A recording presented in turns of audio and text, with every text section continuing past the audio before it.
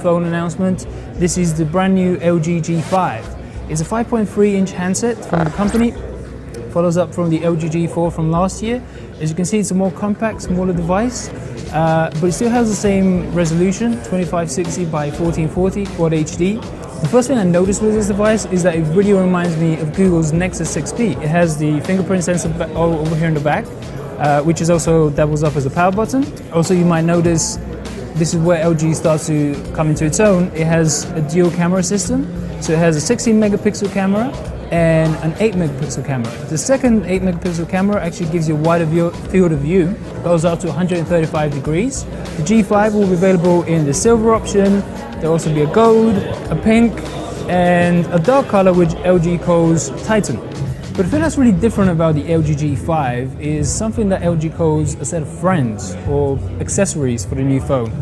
There's a tiny little button right here on the side, which when you press it, it pops open and you actually pull out the battery of the phone with it. It's a 2800 mAh battery, and you can add more accessories. So one of them is this extra camera grip, which you tuck the battery into and then you plug back into the phone. LG says that the G5 boots up really quickly, so we can actually test that right now. But what you have with this compartment is you get an extended battery, but you do get a dedicated shutter button, a dedicated video button, an LED indicator light, and a jog dial for zoom, and the phone is just booted up. So that was a few seconds that it took. With the external battery as well, you get up to 4000 mAh. LG says that gets you 50% more usage, or 6 or 8 hours extra of camera usage, which is, is nice. Also notable down here at the bottom, USB-C. This uses a USB-C connector. Another attachment that LG has for the G5 is the Bang & Olufsen Hi-Fi DAC and amp. So this is a 32-bit DAC. It has its own headphone jack, which might turn out a bit confusing because there's a headphone jack up here, and there's also one up at the top of the phone. The one at the bottom is for a 32-bit Hi-Fi DAC and amp. The whole idea with this is that the G5, once you have this plugged in, turns into a Hi-Fi portable media player.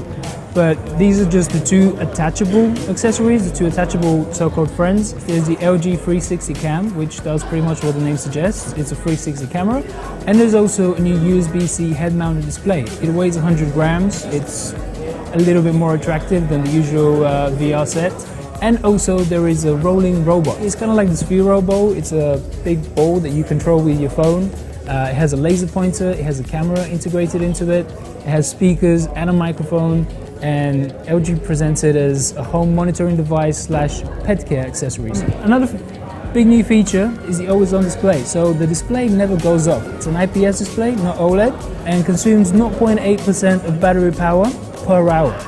The one thing that LG isn't giving us is any pricing for any of these accessories. The big innovation for LG is all of these accessories, the friends that it's adding on. This is what's going to set the G5 apart.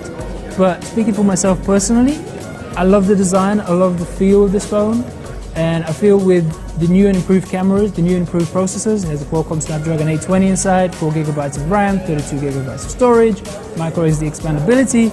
Just as a phone, this might be one of the more interesting and most exciting ones coming out in a long while. The LG G5 and all of its friends are going to be coming out in early April, we're told, around the world.